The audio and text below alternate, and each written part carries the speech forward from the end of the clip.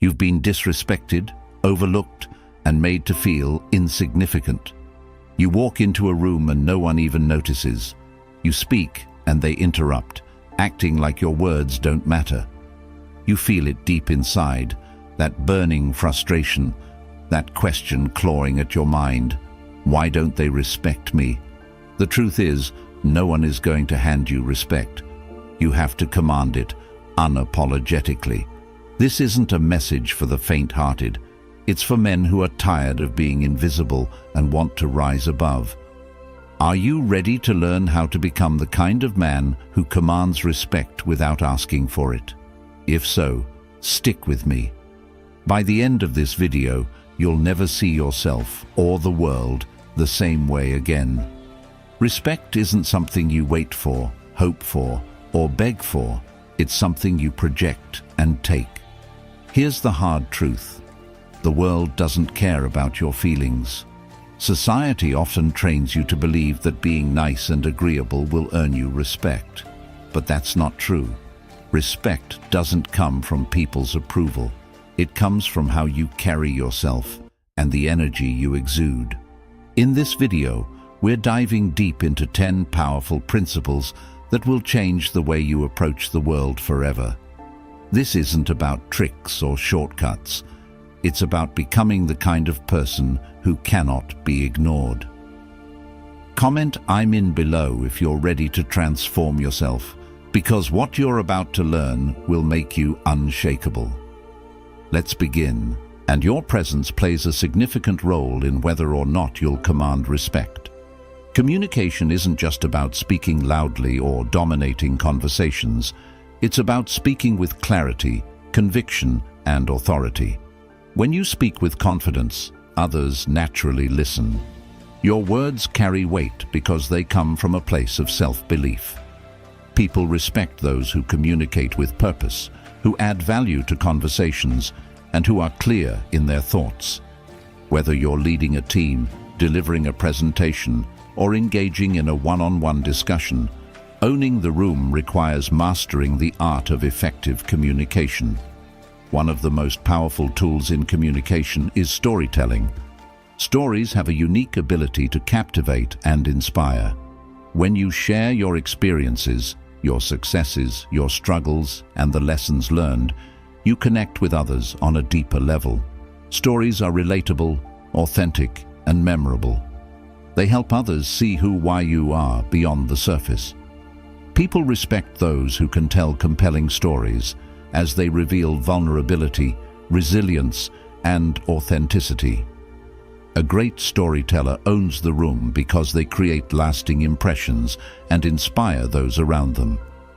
Communication also extends to body language and presence.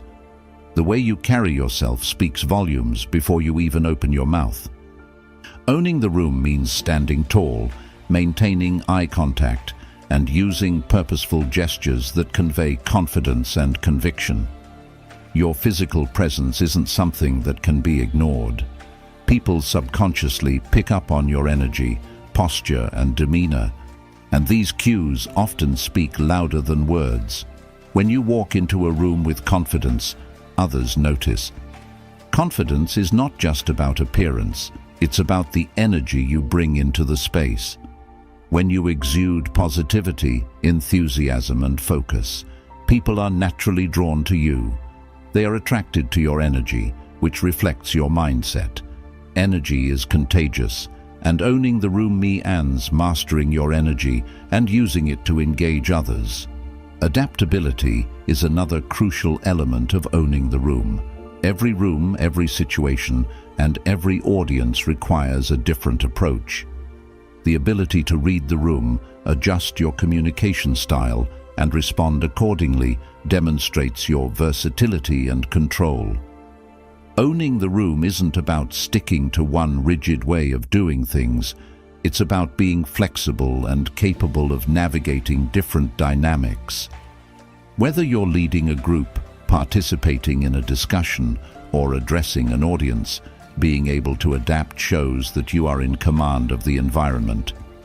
Confidence isn't about waiting for permission or waiting for others to validate your worth. It's about stepping into your power and taking action. Owning the room means taking initiative and contributing in meaningful ways. It's about leading by example, offering insights, and encouraging others to raise their standards.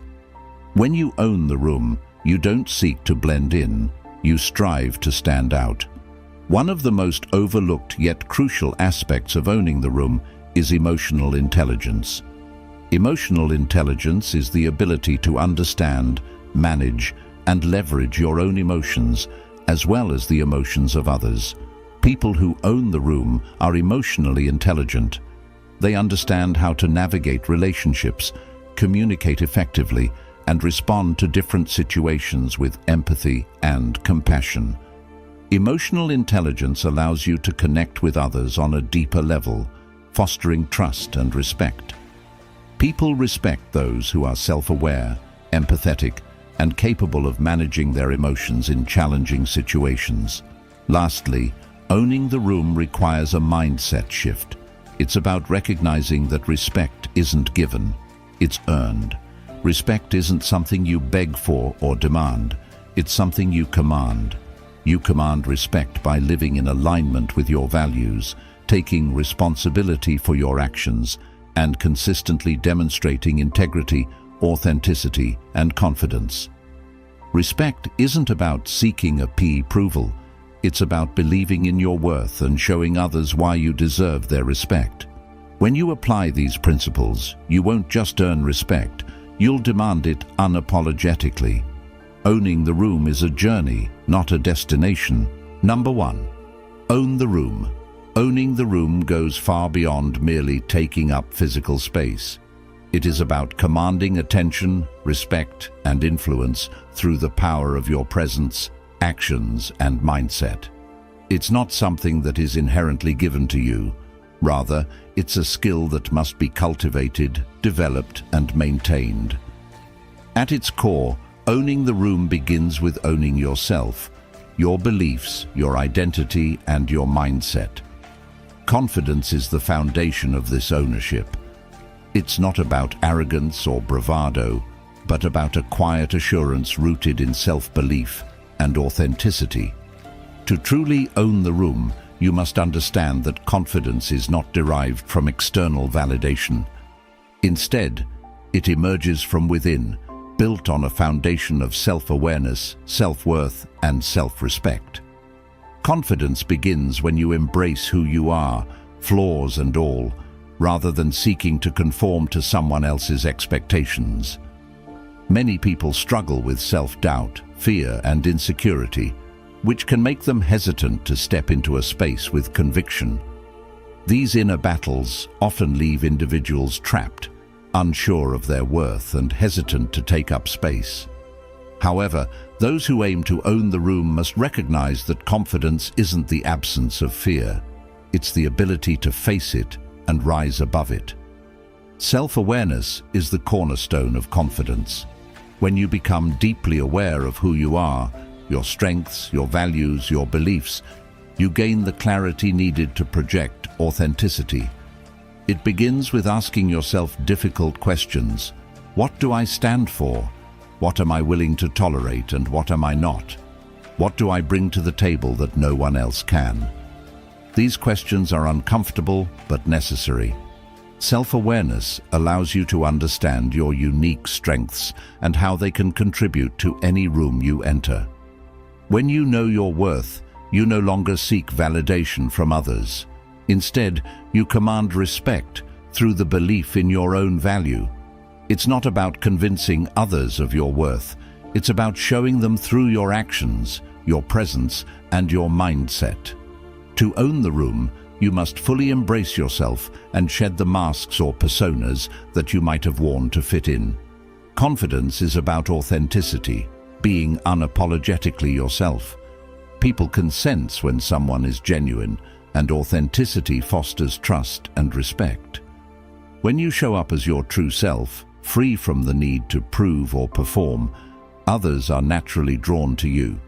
Authenticity is magnetic, and it paves the way for deeper connections and lasting impact. Confidence also stems from self-trust. It's about believing that you are capable of navigating any situation with poise and grace. When you trust yourself, you project certainty and composure, which naturally draws others in. It's not about having all the answers, but about believing that you are capable of handling whatever comes your way. Self-trust requires you to step outside of your comfort zone and confront challenges head-on. Whether it's delivering a presentation, leading a team, or participating in a conversation, owning the room reiki-res, stepping into discomfort and trusting your ability to handle it. The people who own the room are those who don't allow their fear of failure to hold them back. They recognize that failure is simply a part of growth, and they're willing to take the risks necessary to succeed. Confidence also means taking responsibility for your actions and outcomes. It's about holding yourself accountable to the standards you set, not only for others, but for yourself. Self-accountability is a critical component of owning the room. It requires you to take ownership of your actions, to follow through on commitments, and to stay true to your values, even when it's difficult. When you hold yourself accountable, others respect your ability to stay consistent and disciplined. People don't respect those who make excuses or fail to take responsibility for their results. They respect those who rise above challenges, stay committed to their goals, and demonstrate integrity in everything they do. A key part of owning the room is mastering communication, how you express yourself, your ideas. Number 2, speak with precision. The way you speak shapes how people perceive you. Let's not sugarcoat it. Most people talk like they're afraid of being heard. They mumble, ramble, or fill their sentences with unnecessary fluff, hoping someone will validate them. That's a sure way to be dismissed. Every word you speak should carry weight. People don't respect noise, they respect clarity. Are you the kind of person who speaks with authority, or are you just another voice blending into the crowd? The difference lies in how you use your words. When you speak, strip your language of anything unnecessary. Weak phrases like "I think," "maybe," or "just" dilute your message. Replace them with strong, definitive statements. If you believe something, say it like you believe it. Stop softening your words to avoid offending people. Respect comes from strength, not from pleasing everyone. For example, if someone asks for your opinion, don't say, "I think this could be a good idea." Instead, say, "This is a good idea, and here's why." See the difference? One sounds uncertain, the other commands respect. Precision is power. But it's not just about what you say, it's also about how you say it. Your tone matters as much as your words. Speak slowly and deliberately, like every word deserves to be heard. Don't rush through your sentences out of fear of being interrupted. Pause when necessary and let silence emphasize your points. Silence, when used correctly, is one of the most powerful tools you have.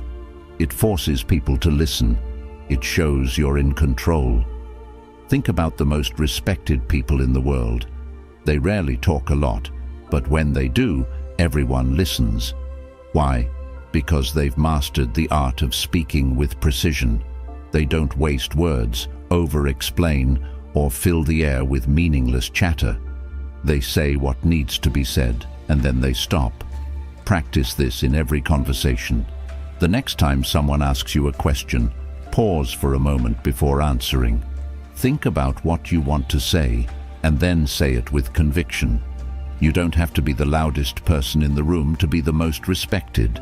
In fact, the quieter you are, the more people will lean in to hear you, if what you say is worth hearing.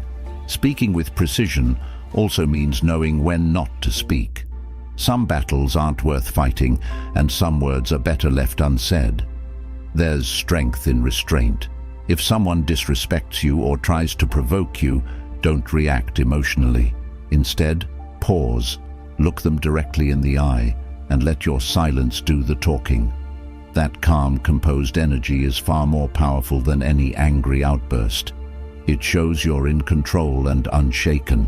And don't underestimate the power of storytelling. People are hardwired to respond to stories. If you want to make a point, weave it into a narrative.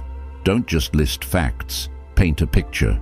For example, instead of saying, "Confidence is important," say, "Imagine walking into a room and every head turns because they can feel your presence." That's what confidence does. Stories resonate because they make people feel something. They make your message stick. To speak with precision, you also need to listen with intention. Most people don't truly listen. They're just waiting for their turn to talk. But when you listen carefully, you gain an advantage. You understand what people want, fear, and value. Use that knowledge to shape your words. Speak to their desires, insecurities, and aspirations. Make them feel understood, and they'll hang on to every word you say. Remember, speaking with precision isn't about being perfect. It's about being intentional. Every word, every pause, every tone of your voice should serve a purpose. If you master this, people won't just listen to you, they'll respect you. They'll look to you for guidance, clarity, and strength. That's how you become someone who commands respect without even trying. Number 3. Draw the line. Disrespect doesn't happen all at once. It starts small. A sarcastic comment, an interrupting voice, a dismissive glance, and it grows because you allow it to. Most people think ignoring disrespect will make it go away, but it doesn't. It festers. It teaches others that your boundaries are weak, that you're someone they can push around. And it hurts, doesn't it? It hurts because deep down, you know you deserve better. You know you're worth more than being someone else's doormat. But here's the truth. The only person who can teach them that is you. Setting boundaries isn't about shouting or making a scene. It's about standing firm, calmly and confidently in the face of disrespect. Imagine someone cuts you off mid-sentence, trying to undermine your point. Most people might shrink back, let the moment pass, or laugh it off nervously. But not you. You stop. You look them in the eye and say, "I wasn't finished." Feel the power in those 3 words. It's not just what you say, it's how you say it. Controlled, steady, like someone who knows their worth. You don't need to raise your voice. Your firmness speaks volumes. It tells them, this person cannot be dismissed. But boundaries aren't just about reacting to disrespect, they're about preventing it. When you walk into a space, whether it's a workplace, a social gathering, or your own home, you set the tone. You communicate, through your actions and demeanor, what you will and won't tolerate. People learn your boundaries not by what you say, but by how you live. When you carry yourself with confidence, when you enforce your own standards, people notice. They adjust their behavior because they know you won't bend. Here's something most people won't tell you. Setting boundaries will make others uncomfortable. Some will challenge you, test your limits, and even criticize you. That's their problem, not yours. Boundaries aren't for them, they're for you. They're your way of protecting your energy, your peace, and your self-respect. And anyone who truly values you will respect them. Those who don't, let them go. Because the truth is, no one who truly respects you will ever expect you to sacrifice your boundaries for their comfort. Number 4, control your reactions. Life is full of provocations. People will insult you, challenge you, and test your patience. They'll push your buttons, hoping to see you lose control. Why? Because a reactive person is a weak person. When you react impulsively, whether through anger, frustration, or defensiveness, you hand over your power. You let them dictate how you feel, how you act, and who you are in that moment. But you're not like most people. You don't give away your power. You control it. Imagine this. Someone throws an insult your way in front of a group. They smirk, waiting for you to snap, to lash out, to embarrass yourself. But you don't. Instead, you pause, you lock eyes with them, your face calm, your body steady. You don't need to respond because their words mean nothing to you. That silence, that composed energy, is more powerful than any comeback. It makes them uncomfortable, exposes their insecurity, and shows everyone watching that you're not easily shaken. But controlling your reactions isn't just about silence, it's about choosing your response. Let's say someone criticizes you unfairly. Instead of getting defensive, you say, "Thank you for your feedback." Your tone is calm, your expression neutral. What can they say to that? They were expecting a fight, but instead you gave them composure. That's power. That's control. And it's something most people will never master because they're too ruled by their emotions. Emotional control isn't about suppressing your feelings. It's about mastering them. When you're angry, frustrated, or hurt, you acknowledge those emotions, but you don't let them dictate your actions. You channel them into something productive. Take that energy and use it to fuel your focus, your discipline, your goals. Imagine how unstoppable you'd be if nothing could provoke you, if every attempt to undermine you only made you stronger. Start practicing this today. The next time someone tries to push your buttons, pause, take a breath. Remind yourself that your reaction is a choice, not a reflex. The more you practice, the more natural it becomes. And over time, you'll find that people stop trying to provoke you. They'll know it's a waste of time. They'll know you're in control. Number 5, demand respect. Through actions, not words. Respect isn't something you ask for. It's not something you beg for, plead for, or argue for. Respect is earned. It's demanded, not through what you say, but through what you do. Words are cheap. Actions are everything. Think about the people you respect the most. Is it because of what they've said, or is it because of how they've lived? Chances are it's the latter. They've shown you, through their consistency, discipline, and integrity, that they're worthy of respect. If you want to be respected, you need to do the same. Imagine this. You show up to work late every day, make excuses for missed deadlines, and then wonder why no one takes you seriously. It's simple. Your actions are telling them you're unreliable, undisciplined, and unworthy of respect. Now, imagine the opposite. You're the first one in and the last one out. You keep your promises, even when it's inconvenient. You go the extra mile, not for recognition, but because that's who you are. People notice. They may not say it, but they see it, and they respect it. Because respect isn't about being liked, it's about being dependable. But actions aren't just about work. They're about how you live your entire life. Are you taking care of yourself? Are you disciplined in your habits, your goals, your relationships? Are you living in alignment with your values, or are you compromising them for convenience? Every decision you make, every action you take, sends a message to the world about who you are. If you want to command respect, that message needs to be clear, consistent, and uncompromising. Here's the truth. Earning respect through actions isn't easy. It requires discipline, sacrifice, and a relentless commitment to your own standards. But that's what makes it so powerful. When you live with integrity, when you hold yourself to a higher standard, people can't help but respect you. Even your critics, doubters, and enemies. They may not like you, but they'll respect you. Because deep down, they know they could never do what you do. Start today. Look at your life and ask yourself, what are my actions saying about me? Are they telling the world I'm worthy of respect, or are they sending a different message? Be honest. And if the answer isn't what you want it to be, change it. Take responsibility for your actions, your choices, and your life. Show the world who you are, not through your words, but through the way you live. Number 6, dress like you mean it.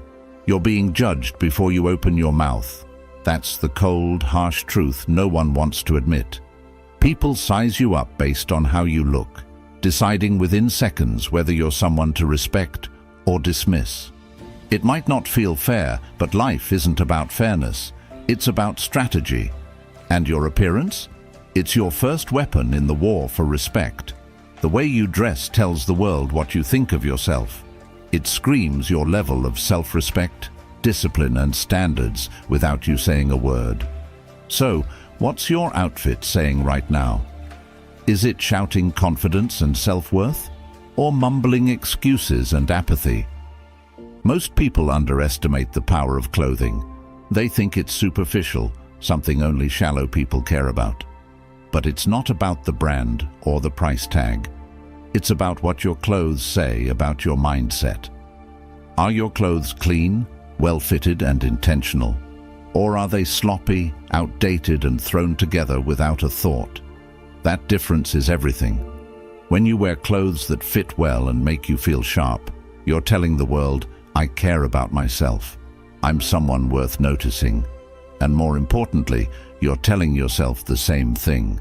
Think about it. When you put on an outfit that makes you feel strong, doesn't it change the way you walk, the way you carry yourself? It's not vanity, it's psychology. Your brain starts believing what your reflection tells it. If you look like someone who demands respect, you'll start acting like someone who deserves it. And when you act that way, people can't help but respond. But dressing with intention isn't about following trends or copying what everyone else is wearing. It's about understanding your own style and owning it. Take a hard look in the mirror. Do your clothes reflect who you are and who you want to be? If they don't, it's time to change. Start simple. Get rid of anything that doesn't fit. Toss anything that looks worn out or cheap. Replace them with pieces that feel powerful, pieces that make you stand taller and walk more confidently. Here's where most people go wrong. They think dressing well is about impressing others. It's not. It's about respecting yourself. It's about waking up every day and saying, I'm going to show up as the best version of myself, no matter what. That mindset is contagious. When you respect yourself, people can't help but respect you too. And let's be clear, this isn't about wearing a suit and tie everywhere you go. It's about appropriateness and self-awareness. If you're at the gym, your workout clothes should still look intentional and clean. If you're at a casual event, your casual wear should still make a statement. The point isn't to be overdressed. It's to be intentional. Every outfit should say, I thought about this because I think about myself. Number 7, eliminate weak language. Your words shape your destiny, whether you realize it or not. Every sentence you speak is either building you up or tearing you down. Weak language isn't harmless filler, it's poison. It seeps into your mindset, confidence, and presence, signaling to the world that you're unsure of yourself. Once the world hears that uncertainty, it reflects it back to you tenfold. The way you speak is a critical indicator of your strength. So, what's your language saying about you? Words like sorry, just, maybe, and I think kill respect. They chip away at your authority, one sentence at a time. When you say, sorry to bother you, you're really saying, I don't believe I'm worth your time. When you say, I just wanted to ask, you're shrinking yourself, making your presence smaller and less impactful. When you say, I think this is a good idea, you plant seeds of doubt in the listener's mind. Stop it. You don't need to apologize for existing. You don't need to justify your opinions with qualifiers. You don't need to soften your presence to make others comfortable. Eliminating weak language isn't just about avoiding certain words. It's about replacing them with stronger ones. Instead of saying, sorry to bother you, say, do you have a moment? Instead of saying, I just wanted to ask, say, I need your input. Instead of saying, I think this is a good idea, say, this is the best approach. Do you feel the difference? The latter versions are direct, confident, and unapologetic. They command attention because they come from a place of strength. It's not just about the words you use, but how you use them. Speak slower, pause when necessary, and let your words land with weight and intention. Most people rush through their sentences, afraid of silence or interruption. Don't be like most people. Silence is your ally. It forces people to listen and gives your words more power. Every word you speak should matter, and every sentence should serve a purpose. Here's another trap to avoid: over-explaining. Weak people feel the need to justify everything they say, rambling with unnecessary details to be understood. Strong people trust their words to speak for themselves. They say what they mean and leave it at that. If someone doesn't understand or agree, that's their problem, not yours. Be mindful of your tone. Does your voice waver with hesitation? Are your sentences statements, or do they end like questions? Stop letting your voice betray you. Speak like you believe in what you're saying. If you don't believe it, no one else will. Start practicing today.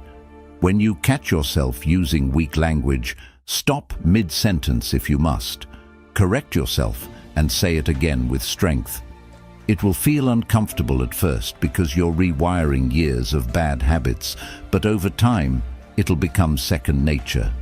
When it does, you'll notice a shift.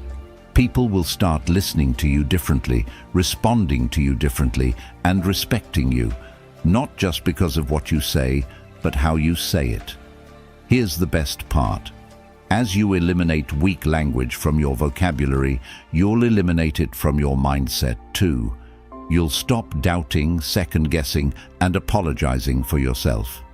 You'll start seeing yourself for what you truly are, someone worthy of respect, someone who commands attention and admiration just by being. Number 8, learn when to walk away. Staying in the wrong fight drains your energy, robs you of dignity, and wastes your time. Not every battle is worth fighting, and not every person deserves your attention. Most people don't understand this. They argue to prove a point, feed their ego, or win a fleeting moment of validation. But winning the wrong battle is no victory. It's a distraction from the wars that truly matter. Walking away isn't weakness, it's wisdom. It's knowing your energy is finite and choosing to spend it where it truly counts. Imagine someone trying to bait you into an argument. They're loud, emotional, and relentless, throwing insults or nitpicking every word you say. The average person gets sucked in, desperate to defend, explain, or justify themselves. But you stand firm. You don't flinch. You don't get drawn into their chaos. Instead, you calmly say, "This conversation is over," and walk away. That silence, that steady exit, it's far more powerful than any heated comeback. It says, "I'm above this. You're not worth my time." Walking away doesn't mean you're giving up. It means you're prioritizing yourself. It means you value your peace more than someone else's noise. It hurts though, doesn't it? Realizing how much time you've wasted arguing with people who were never going to understand, respect, or change. But you're different now. You're learning to let go. You're learning that your time and energy are sacred. You're learning that walking away is sometimes the greatest act of strength. Walking away isn't just about arguments. It's about every area of your life. Are you holding on to relationships that drain you? Jobs that undervalue you? Habits that undermine you? Let them go. Walking away isn't failure, it's freedom. It's saying, "I deserve better than this." And when you say that, not just with your words, but with your actions, the world listens. The right people, the right opportunities, and the right outcomes come to those who know their worth and refuse to settle for less. Number 9. Be uncompromising about your standards. Your standards are the bedrock of your identity. They define who you are, what you stand for, and what you're willing to accept or reject in your life. Standards are not flexible, they are non-negotiable.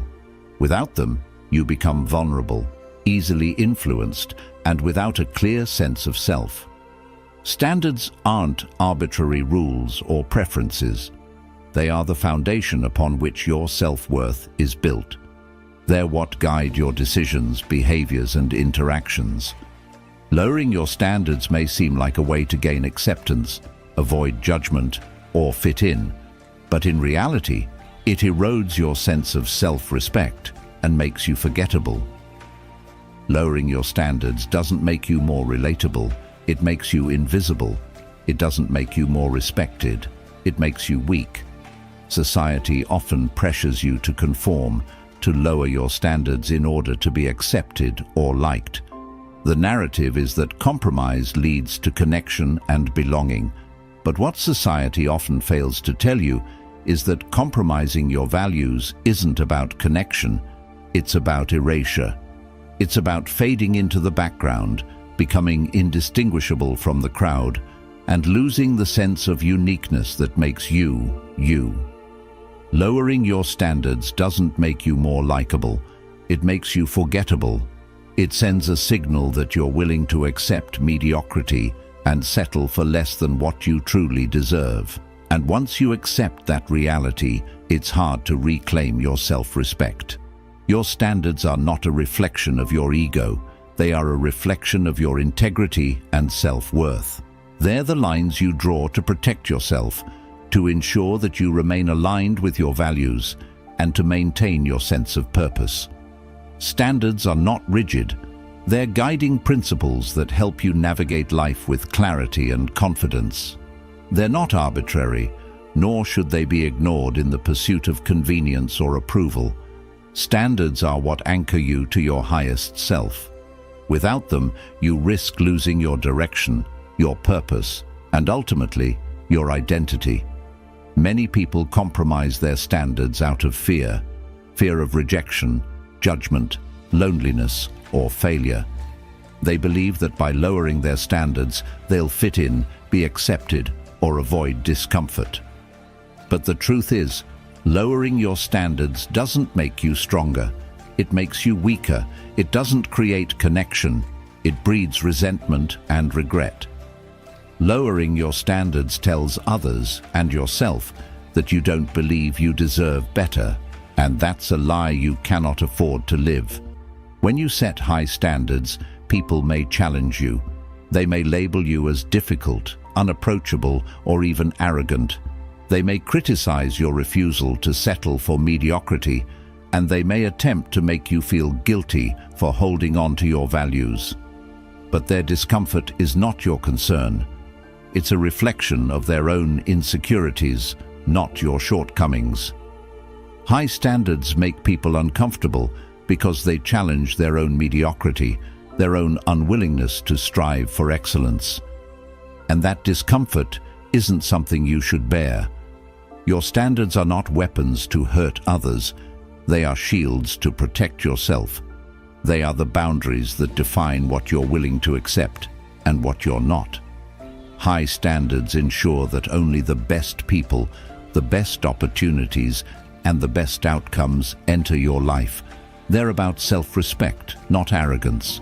They're about protecting your energy and ensuring you don't settle for anything less than what you deserve. However, maintaining high standards doesn't just apply to others, it starts with you. If you demand excellence from others, are you living by those same principles in your own life? If you want respect, are you treating yourself with the same respect? If you expect honesty from those around you, are you honest with yourself? If you desire discipline and growth from others, are you embodying those qualities?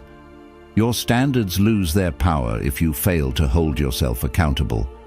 Holding uncompromising standards also means being willing to walk away from things that no longer serve you, relationships, jobs, habits, or environments that don't reflect your values.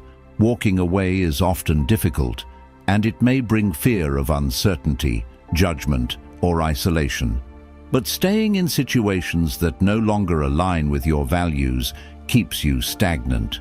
Holding on to what doesn't serve you is a form of self-sabotage.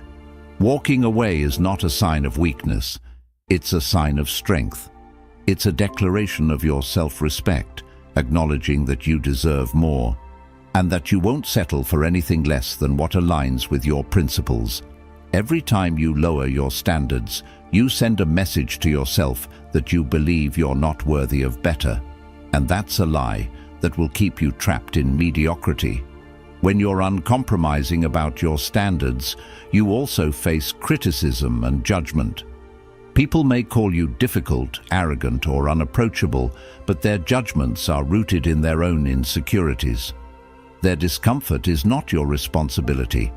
Respect isn't something you beg for, it's something you earn and command. And when you live by your standards, you demonstrate your worth. Your standards are not just about what you expect from others, they are about what you demand from yourself. If you want others to treat you with respect, integrity, and discipline, you must first embody those qualities. Discipline isn't about motivation, it's about mastery. Motivation comes and goes, but discipline is what allows you to live in alignment with your values. It's about doing what needs to be done, even when you don't feel like it.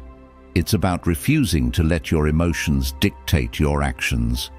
When you practice self-discipline, your mind starts to believe in your strength, your values, and your worth. Self-discipline builds confidence and resilience. It makes it harder for negative thoughts, doubts, or fears to control you. Self-discipline is what allows you to dominate your own mind, to silence self-doubt, and to replace it with determination. Dominating your mind isn't a one-time achievement, it's a daily practice.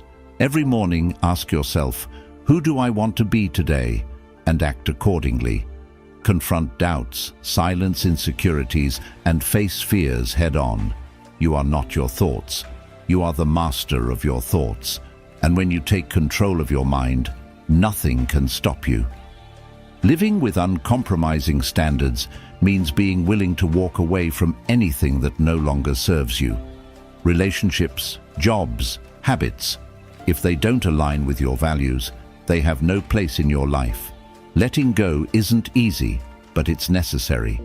Every time you lower your standards, you send a message to yourself and the world, I don't believe I deserve better. And that belief is a lie you cannot afford to live. When you embrace high standards, life becomes clearer. You attract people, opportunities, and environments that uplift you. You refuse to settle for mediocrity. Respect becomes something you command, not something you seek. If you're ready to take control of your life and demand the respect you deserve, hit the like button and subscribe for more unapologetic truths. Remember, respect starts with you. Don't wait for anyone to give it to you. Command it unapologetically. Number 10. Dominate your own mind. The greatest battle you'll ever fight isn't with the world, it's with yourself. Your mind is a battlefield where doubt, fear, and insecurity wage war daily. If you don't conquer them, they'll conquer you. Most people don't realize this. They live as prisoners of their thoughts, controlled by doubts they never question. But you're different. You're here because you're ready to take control. Mastering your mind begins with awareness. What are you telling yourself daily? Are your thoughts building you up or tearing you down? Are they driving you forward or holding you back? If negativity fills your mind, it's time to clean house. Replace limiting beliefs with empowering ones. Replace excuses with solutions. Replace doubt with determination. This isn't about false positivity, it's about truthful thinking. Remind yourself, I am capable, I am worthy, I am in control. Mindset isn't just about thoughts, it's about actions. Are you living in alignment with the person you want to become? If not, why? The mind follows the body, and the body follows the mind. When you take disciplined action, waking up early, pushing through discomfort, doing what others won't, you prove to yourself that you're unstoppable. That belief becomes unshakable. Discipline is the cornerstone of mental mastery. Motivation fades, but discipline is eternal. It's doing what needs to be done, regardless of how you feel. It's refusing to let emotions dictate actions. Live with this level of discipline, and your mind will become your greatest ally. Remember, dominating your mind is not a one-time achievement, but a daily practice. Each morning, ask yourself, who do I want to be today? Then act accordingly. When doubt creeps in, confront it. When fear rises, face it. When insecurity whispers, silence it. You are not your thoughts. You are the master of them. Once you realize this, nothing can stop you. Conclusion: respect is not given, begged for, or handed over lightly. It's commanded. By applying these principles, you'll not only earn respect, but demand it unapologetically. If you're ready to take control of your life and command the respect you deserve, hit the like button and subscribe for more unapologetic truths. Remember, respect starts with you. Don't wait for anyone to give it to you.